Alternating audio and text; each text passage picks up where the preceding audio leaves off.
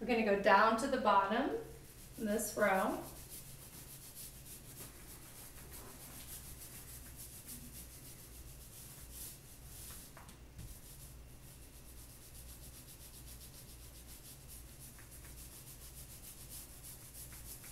I put some tape here temporarily just to kind of hold that in place. When it gets, I've got this wainscoting and this trim here, and so it's not going to lie down flat there. So I just put some tape that I will take off when I get down to that very bottom row.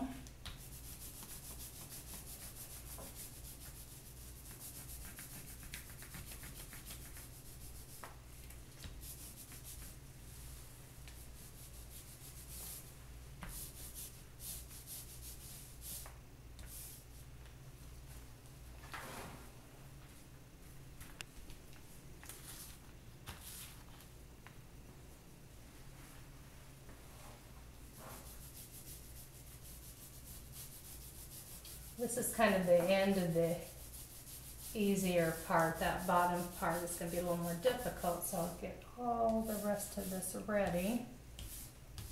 Then, so I'm going to, got my paint roller ready. Going to get some paint on my brush and dab it so it's ready. And then the putty knife.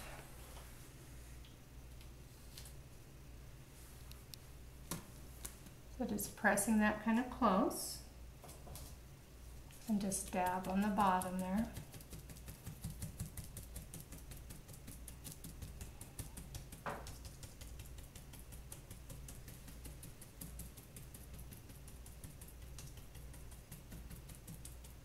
And then I will roll the area that you can roll.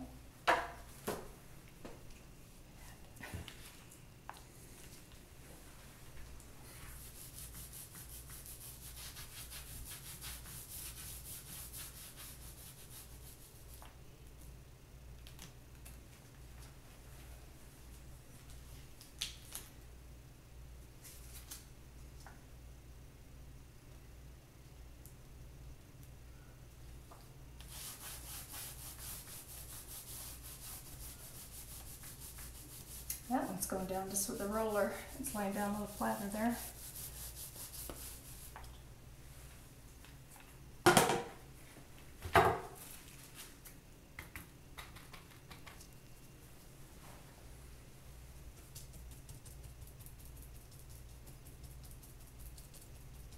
That's why it's so important to have this tape on the bottom. So you can go right up next to the trim.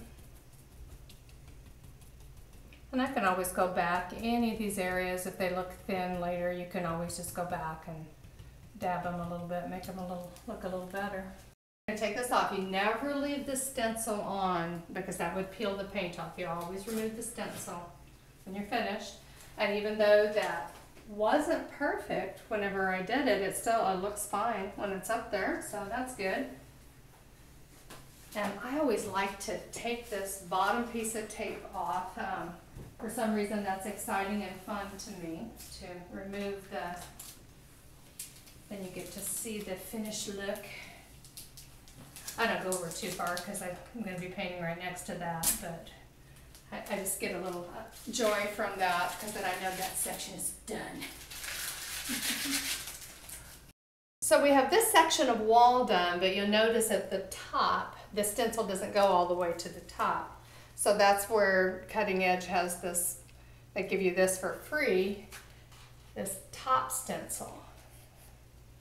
So we're just going to line that up. We don't use the level with this. I'm just going to line up the little diamond pattern. It's so much easier. You could do this with the large wall stencil, but you know, you've seen how it's a little difficult to go around corners and all of, so this, you just have so much less to work with. That's why it makes it a lot easier. Once again, I have found using that putty knife at the top, because it doesn't matter how much I try to tape that in there, it's just not going to stay. So that putty knife will help it go in there. I just keep everything up here. I also put a little baggie over the brush because it dries out pretty quickly. So I found that to be helpful, just to keep a baggie on top of that brush.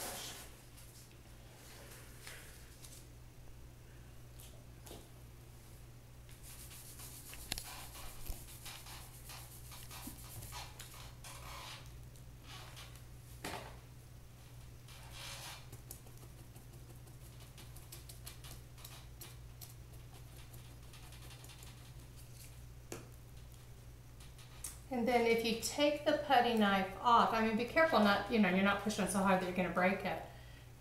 Sometimes you need to go back and do a little bit more after you take that off, if you still see some white or whatever your base color is. It's pretty dry. Oops, came loose, but that's okay.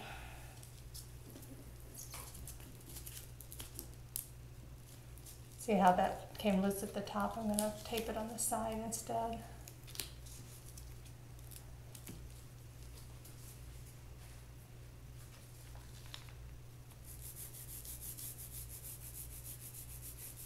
Yeah, it's a little thick there. That's better. And then we will take off that. Just kind of look at it. I think it looks good. And then that's how it looks up to the top. And then, as I said, I enjoy this part, so I'm going to take that off so we can see just what it's going to look like.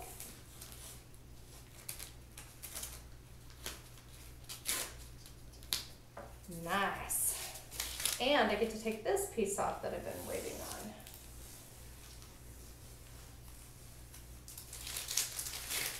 Okay, so that is pretty much the process. I'm going to show you now what we would do, like if we have a mistake.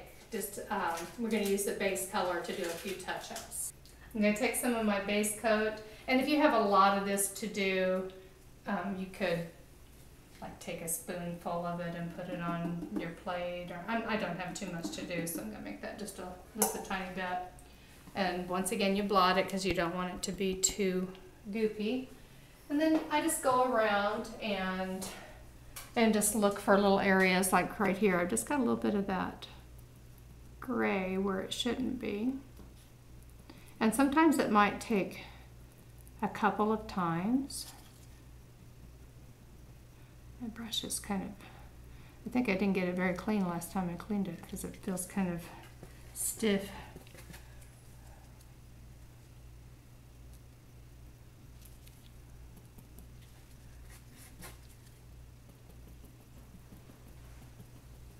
And what I have done, I have had areas where I had to like it got off and I had to like redraw a circle part, so you can really fix a lot with the other color paint if you need to.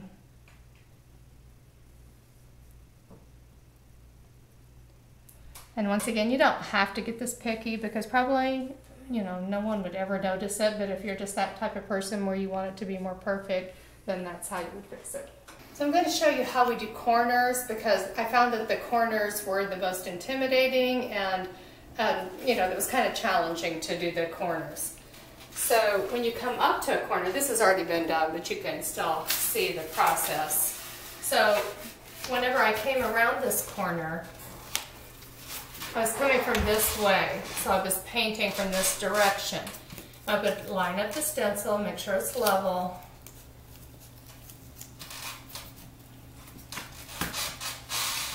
So I'm just lining it back up where it was. I'll get it. So that part is not any different than the whole process. Where it gets tricky is going around that corner. So when you go around a corner, I found it was real helpful to use a putty knife. So I would be doing this wall and I'd have, have it all lined up. And then whenever I come into the corner, I press that against the corner and that makes it lay down pretty flat. And then I would paint all in this corner, all through there. Then I come to this wall. So after this wall is done, then I would line up with that. And this side is probably going to, you would end up detaching it eventually. You could move the level if you want, or just attach this side. And then this is going to be, it's not going to be exact. Whenever you come around this corner, you're going to find that it gets off a little bit. See, we've got all this loose play in here. So then I'm going to tighten it from this direction and put my little knife in there and then loosen up from over here and then paint down this wall. And you kind of need 4 hands when you get to this point. So if you think you might want to try a stenciling project, check out my other video, How to Paint with Stencils.